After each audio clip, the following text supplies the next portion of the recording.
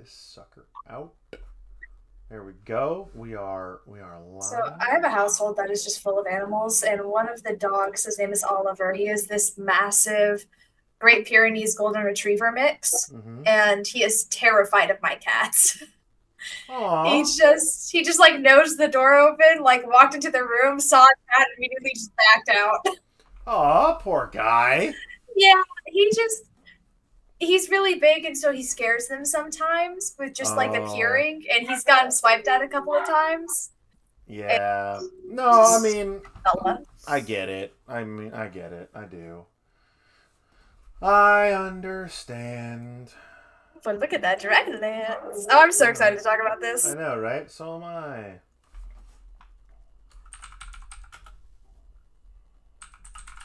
I have a whole document that's about, I think it's like 2.5 pages long Oh, of wow. just stuff You know to what? talk about.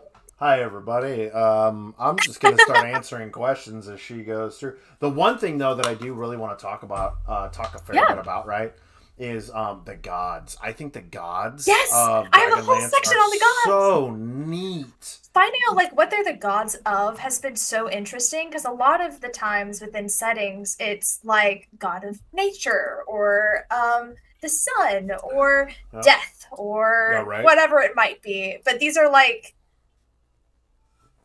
we'll get into it, but it's ideas, I suppose, as opposed Yeah, to actual things, and that's just really neat. yeah. I really like the magic system in this as well. Just how it's set up is very cool in my opinion. But we're gonna get talking about it. It is gonna be fun. It's gonna be a little funky.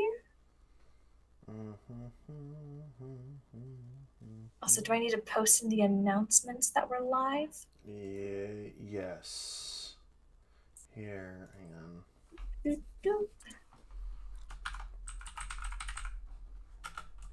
Oh, you got it. Mm-hmm. Cool. Cool, cool, cool, cool, cool.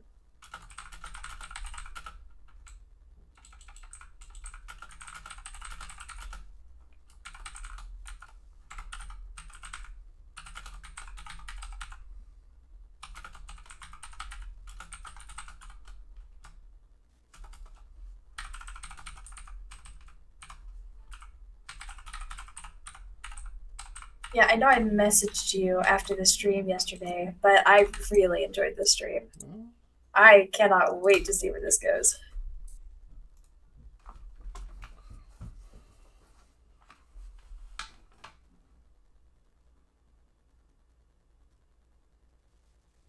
Oh, you guys posted at the same time. I guess. I'm just here. So okay, it's alright. I wish I could do a Scottish or Irish accent. It's all in the hips. No, it just takes a little practice. That's all. It does. I Mm-hmm. For Echo, I am gonna end up doing a Russian accent, which I'm Oh, excited about. But if I could do a Scottish or Irish accent, I would.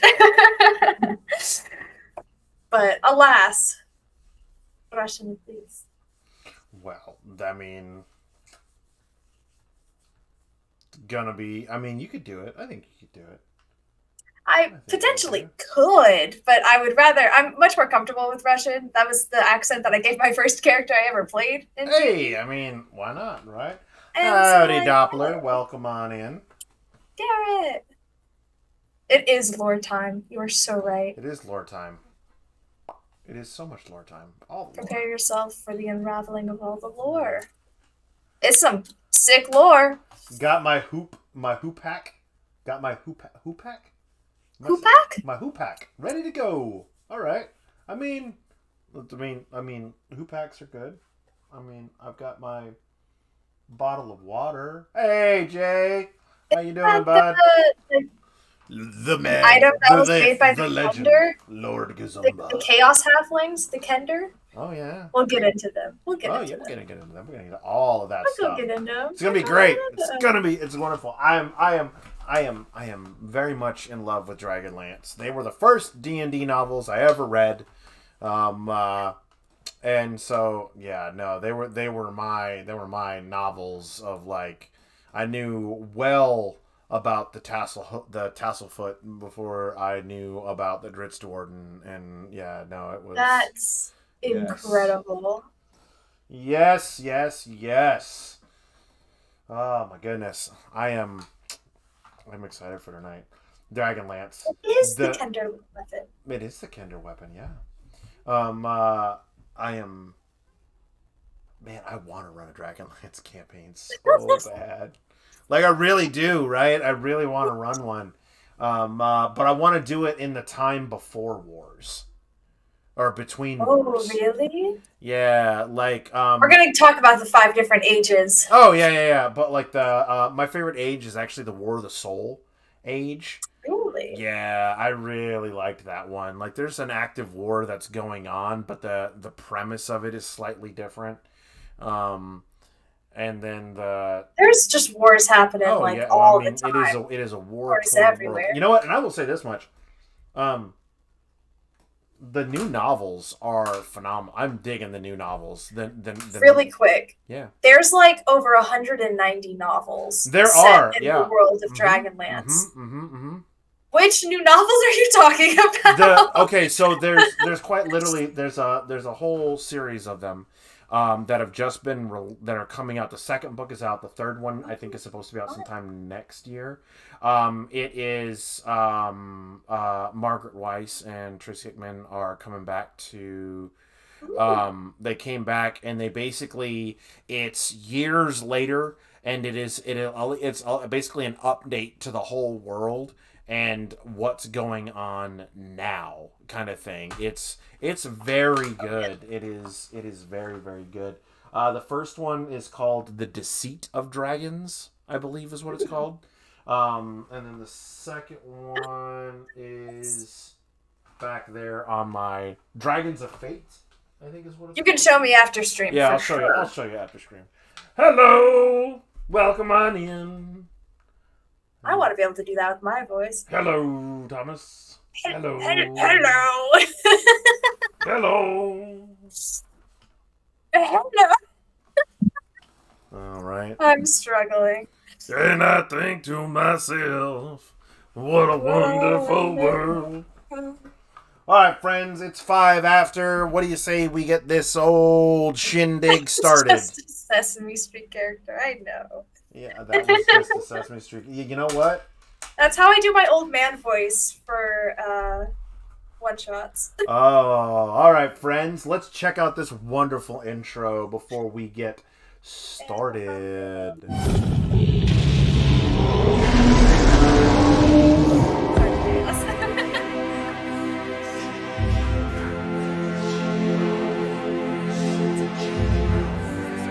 I can hear the sound, and I don't.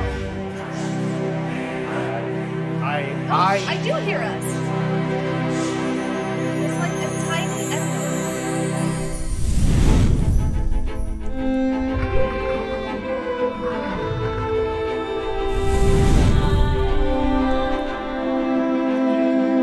That's really loud.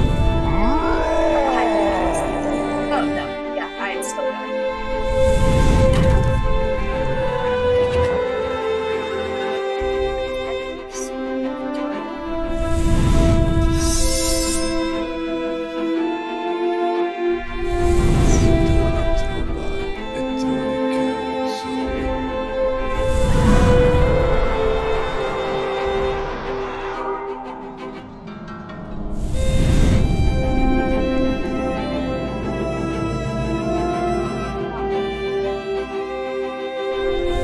Enemy spotted.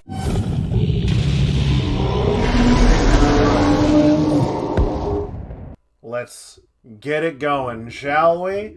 Welcome everybody to Loremaster's Arcanum, where once again we try to pretend like we know what we're doing on a regular Wednesday. Thank you everybody for joining us tonight. Um, uh, It is gonna be a fun one.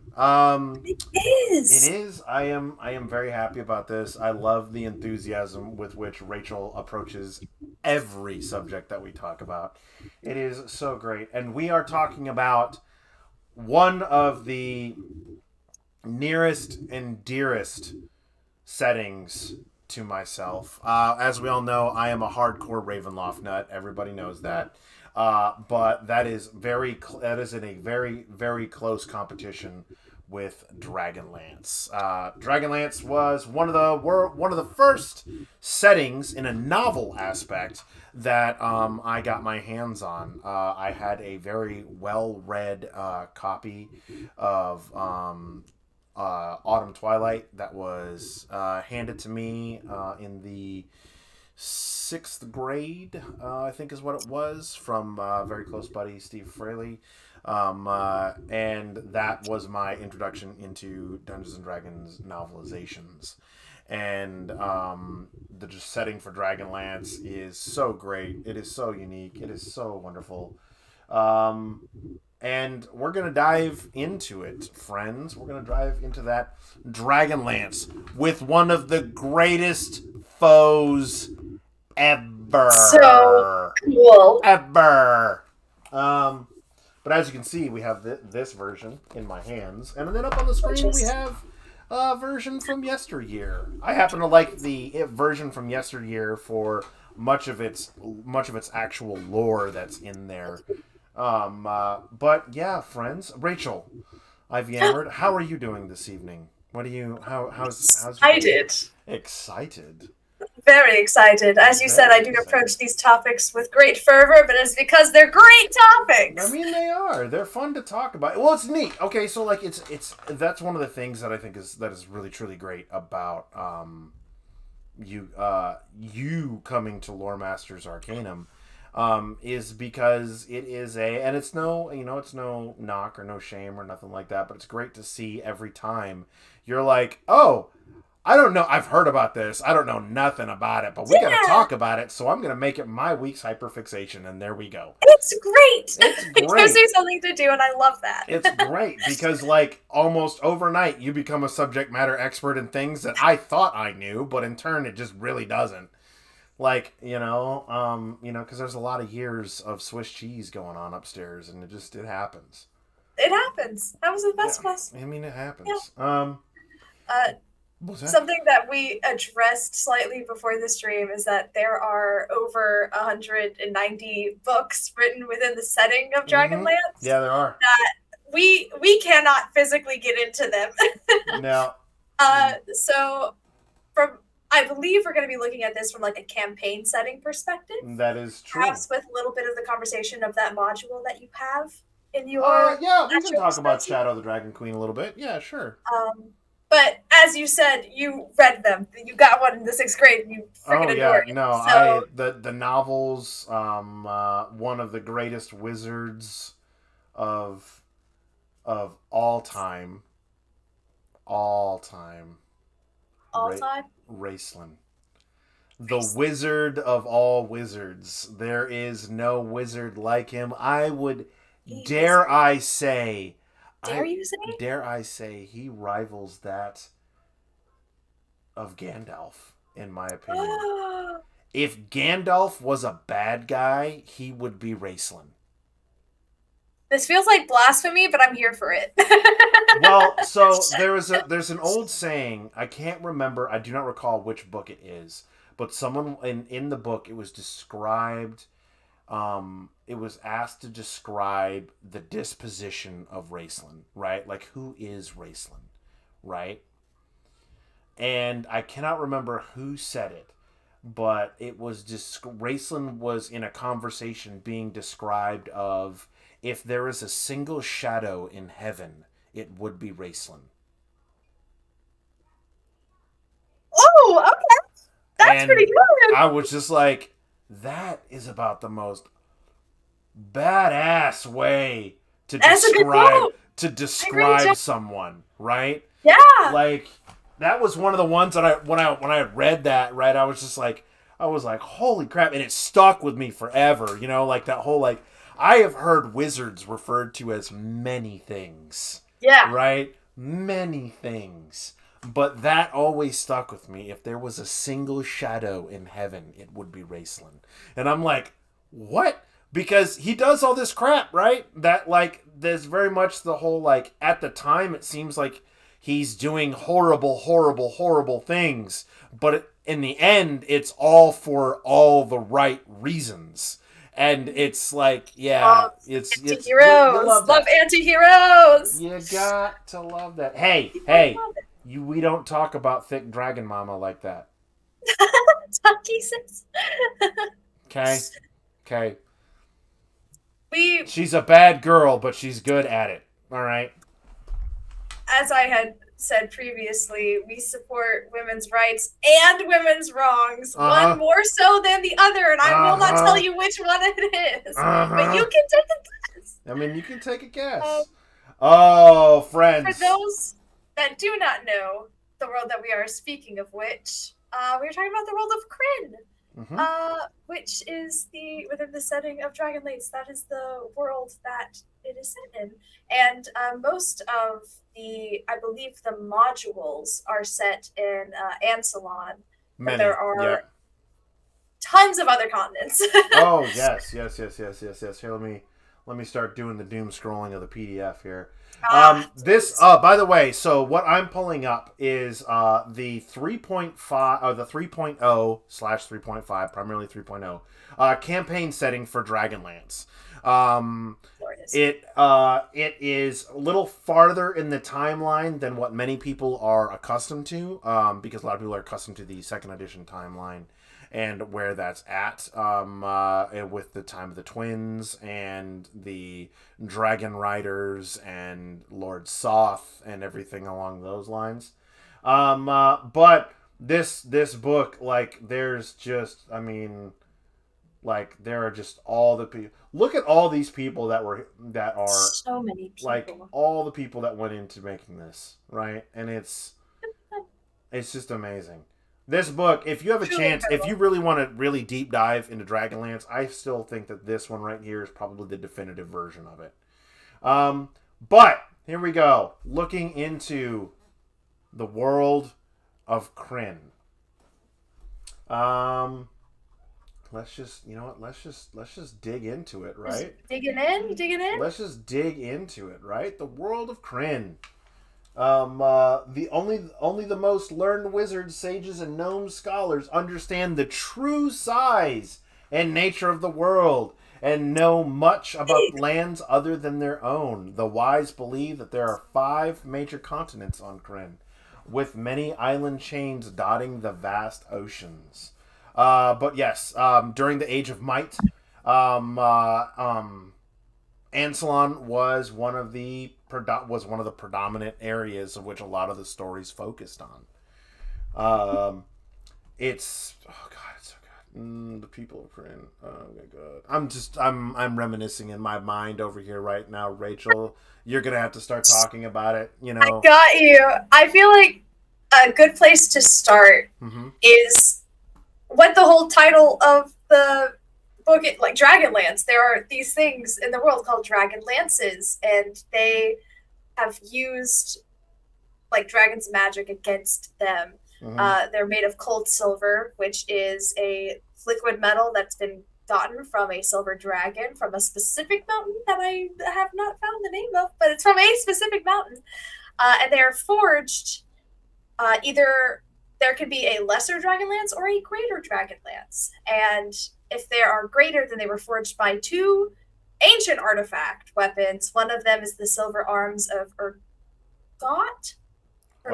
Yeah. Urgot. Or the hammer of Karis, or the hammer of honor. If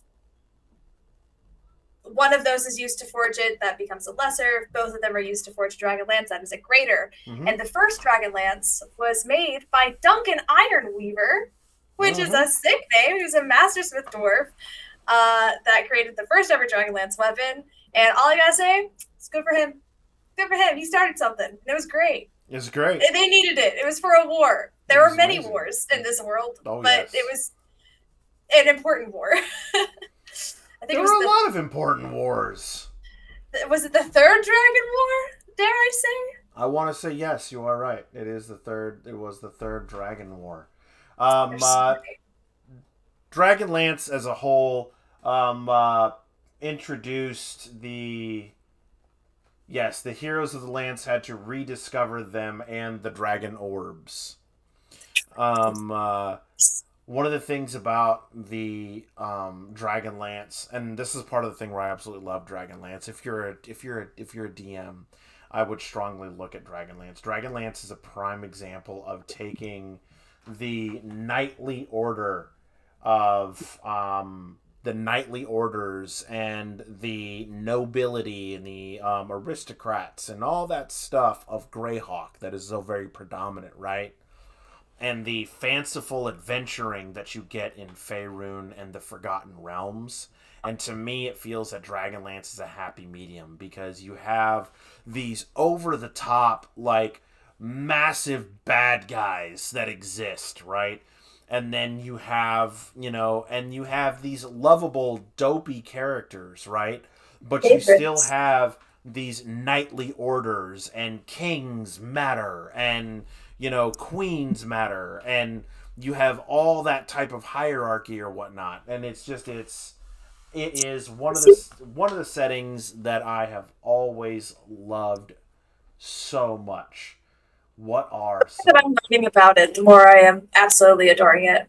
yeah. And Some hang on, one more thing. Go ahead. Thing. And for all of you Dragonborn lovers, I was just about to say this. this is where they come from. Draconians! The Draconians. Which I find super interesting how they are made. They were meant to be dragons, but the dragon egg ended up getting corrupted, and it makes instead a draconian. And it just makes sense, and I love it. Let's look at the Draconians. Them and the Kender, which I'm sure we will get to. Kender is exactly what we all think halflings are supposed to be like. Exactly! I was like, chaos halflings! They are chaos incarnate halflings. They are all four of the hobbits thrown together in the same body, and that is what a Kender is. Kenders have one of the coolest abilities in my opinion. Oh, that's the other thing too. Centaurs. Hello. Centaurs are always a thing. The Kender. Who doesn't love Kender? We can talk about the Draconians first because that's what we were doing. Yes, yes, we will. We'll go back down to the Draconians. We'll go back down to the Draconians. Draconians first. Yes. So yes, the Draconians, because dragons they're big and powerful, and we know that they're big and powerful. One of the things though is that the dragons are still limited in number. That is one thing that is a factor. So the Draconians were basically created to become their foot soldiers.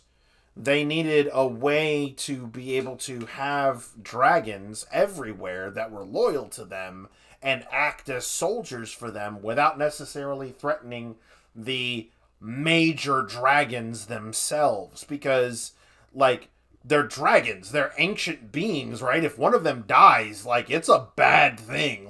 Really, they're this giant nexus of Thank you for the resub. Thank you for the resub, Pat. Of this, this big nexus of magic and power and everything like that. Did the dragons create Draconians? I thought it was an evil wizard. It's kind of half and half. It's a little bit of both, to be perfectly honest. The dragons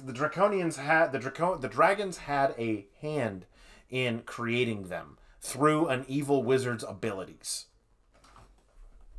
So Draconians or Dragon Men arrived in Kranon toward the end of the Age of Despair, created from stolen eggs of good dragons. And corrupted with dark magic, Draconians served as shock troop and special forces during the War of the Lance. Scattered Draconian forces survived the war later, relocated to isolated quarters of Ansalon. Some still plot to overtake or take over human or elven settlements, while more cautious avoid contact with other races. During the Chaos War, a band of Draconians discovered a clutch of eggs containing unhatched female Draconians. The group established the Draconian nation in Tyr. I think I'm saying that right. That's how I've always said it. Ensuring the survival of the race and their continued future in Ansalon. They are, yes, they were very much dragons and evil magic kind of thing, but they served in the Dragon War. It was just the Dragonlance War. It makes so much sense as to like awesome. them being the foot soldiers, as they have a +2 constitution, a -2 intelligence, and a -2 wisdom. Mm-hmm. They're Real not strong, meant to be wise or smart. Real strong They're and supposed follow to do. orders. They're real Yep. strong and follow orders. That's what they're meant to do. That's wild. They are foot soldiers because of the blowing up. Yeah, exactly. You're not wrong. You're not wrong. But no, this was our first real iteration at what we now commonly refer to as Dragonborn. They changed and they changed over the years and evolved into what many players now play as Dragonborn, but its roots come from the Draconians. And I honestly think it's a cooler name. The Draconians? I mean, you speak Draconian. That's it. Right? The language of the dragons. So, I mean, there's that. There's just, they have a lot with them. And they are, oh man, they're cool. And they have a lot of the same characteristics of what we would expect, depending upon what kind of dragon they come from, the different types of, they have different types, different death effects, like Brungal's pointing out. They can do all kinds of interesting things. It is one of the really cool things. I'm waiting until we get to my favorite thing. That comes out of Dragonlance, and it's not the Dragonlance, and it's not the Draconians. My favorite thing to ever come out of Dragonlance, but we'll get there. It's not the Kender. Segue. No, Kender. It's not the segue to Kender. Also, centaurs. Centaurs. Centaurs. All right, the Kender though. The Kender. I labeled them as Chaos Halflings. They are Chaos Halflings. We all know them. We all love them. It is your very, very tropey gully dwarves. Yes, gully dwarves. One of the first sentences that is written is the diminutive Kender have short attention spans, intense curiosity, and a fearlessness that serves them well in battle, but also lands them and those traveling with them in danger. And if that ain't me, I love that for them. What is a Kender, friends? It's every 7-year-old child with ADHD. That's exactly what it is. I love it. They are fearless, they are hopeful, and they are, as I personally love, very resistant to magic by nature, which is really neat.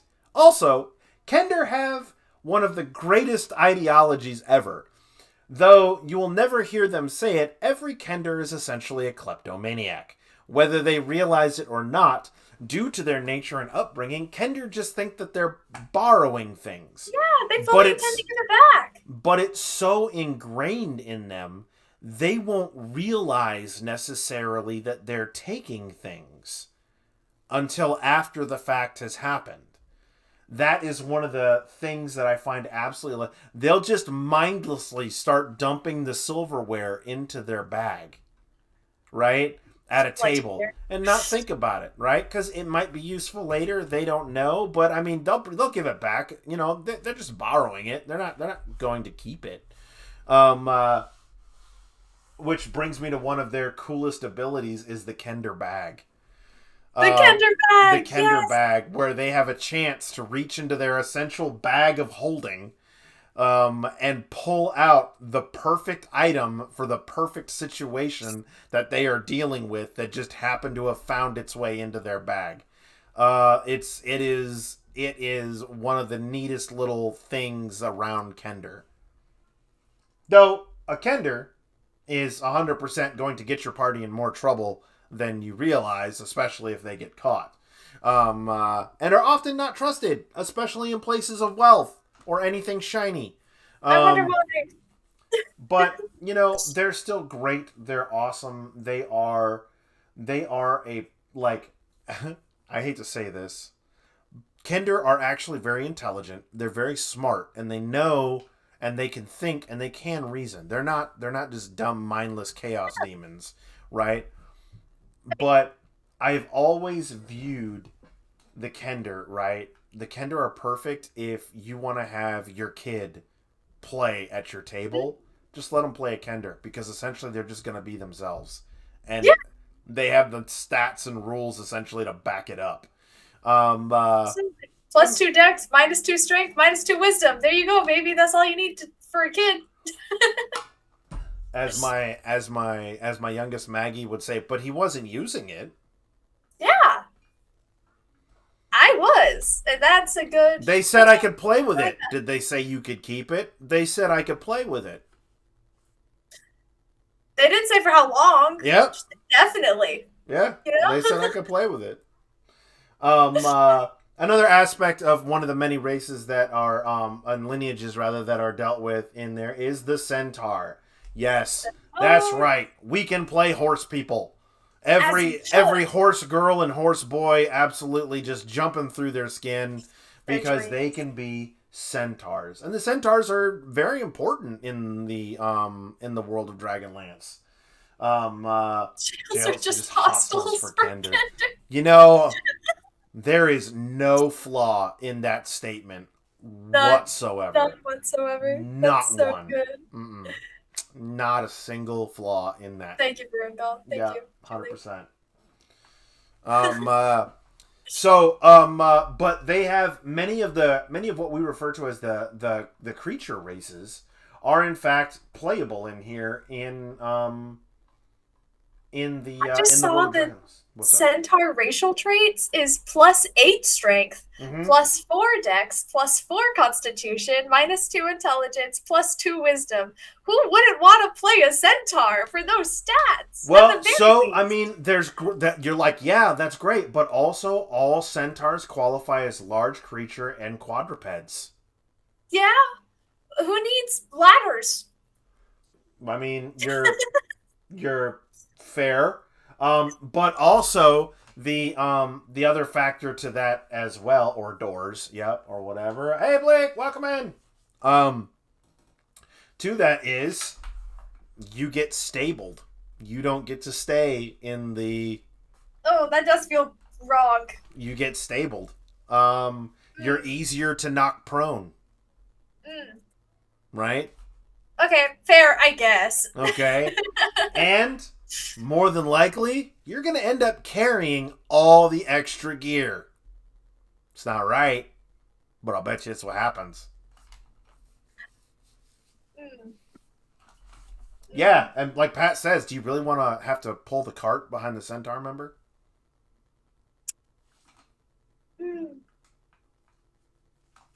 Yeah, they're easier to knock down because they have to have the stability. You knock 2 legs and then down. It's like cow tipping all over again. Exactly. Could you imagine being cow tipped as a centaur? That would hurt. If I were a centaur and that happened to me, my ego would just be destroyed. I know, right? Now you've got to try and get back up. Oh, that's... With all that gear. I wouldn't want to do it. I wouldn't want to do it. Don't do it. You don't want to. I wouldn't want to do it. Don't want to do it. What other races in particular, what lineages do you wish to... Cow tipping isn't real. Well, I have quite a few friends out in Nebraska that would definitely disagree with you. Sea elves. That's another. No. The sea elves. Sea elves. Sea elves. That's what I was going to bring up. The sea elves. Tipping centaurs is not like cow tipping. You need to have a much bigger strength. Every farm kid lies. Sea elves. Sea elves are, I mean, as many people who play D&D nowadays or whatnot, sea elves, when they pop back up and we're able to take, these are just that, man. You want to go out into the waters and you want to live your best Aquaman life? Sea elves are it. They have vast cities underwater. That rival that of Atlantis. They have, they can breathe underwater. They can come onto the land. They can do all the cool things. Though I generally wouldn't want to keep them away from water for too long. It's kind of not good. What key aspects of them do you wish to discuss, Rachel? That's a great question. We could literally spend all night talking about the different races in Dragonlance. We can really spend all night talking about the different races. I feel like people know elves. And I'm sure they can wrap their head around the sea variation of elves. Because we got forest elves. I mean, you're not wrong. We got a bunch of other elves that my brain, desert elves, Right. There's drow for sure. Gully dwarves. There, but we need to go to. Hang on, I gotta look at the page number real quick. That's see fair. where it is. We need to talk about one of the key defining factors of Kryn. One of the very key defining factors, and it's not the dragons, right? Really? It's not the dragons. What is it? It's not the dragons. It's not the lances. It's not the lances. Where's that? It's a cliffhanger. It's a cliffhanger, is what it is. The Is knights, it the wizards? the Knights of Solamnia. A whole section on them. They're really freaking cool. What did your research tell you about the Knights They of are Solamnia? dedicated to protect Solamnia and Ansalon. They serve the gods of good as well as their ideas of honor. And they are divided into 3 orders, which is the Knights of the Crown, the Knights of the Sword, and the Knights of the Rose. And what I really liked about them is how each different order has a different measure that they live by. And measures are essentially the rules of which they live. Mm-hmm. And I also find it fun that those who wish to become knights have to become squires of crown first. And I just find that fun. Good for them. But the quick little rundown of the differences between the orders is that the Knights of the Crown are basically like the backbone of like armed forces, and they train groups of young knights. Their measure is that true loyalty and fealty that is freely given to those that are worthy of it. And that type of loyalty is the backbone of virtue and bonds that are like true strength of being a knight. Do you know what? Sorry, go ahead. Oh, I was about to move on to swords. So if you have, No. Go to swords. Buddy. Oh, okay. I'll wait for this, I appreciate the best order. Oh, save the best for last. Of course. Knights of the Sword are the like warrior clerics and the crusaders and the knights errant. They go and wander, and it's great. Good for them. But their measure is like teaching the value of courage and heroism and faith as their key components to the honorable life that they want to live. And then the Knights of the Rose, which are seen as the most prestigious branch of the Knights of Solamnia. Indeed. But they are the leaders, they are the lawgivers, they are the exemplars, and their focus is much more on wisdom and justice than loyalty or courage. But you're forgetting the 4th order. Did I forget the 4th order? Of course you did. What's the 4th order? The Order of the Black Rose. Ooh. That's right, Lord Soth, my favoriteest bad guy in the whole wide world. That's right. Why is Lord Soth? Lord Soth, yes, Lord Soth. I am not going to shut up about this guy. He is one of my favorite bad guys, and I'm going to pull up why he is so awesome. And this is one of the things that is just chef's kiss. All right, here we go. It's authorized, you're so right. The Death Knights of Kryn.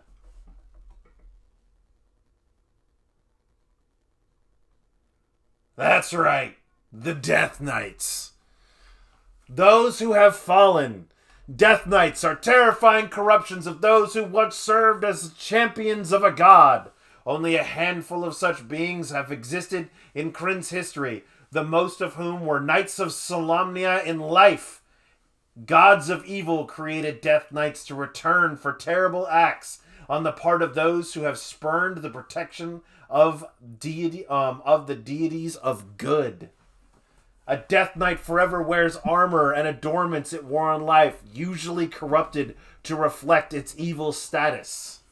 Its body is desiccated, shriveled version of itself, bearing whatever wounds brought an end to the creature's life. A Death Knight's eyes glow orange or red, as if lit by an eternal fire.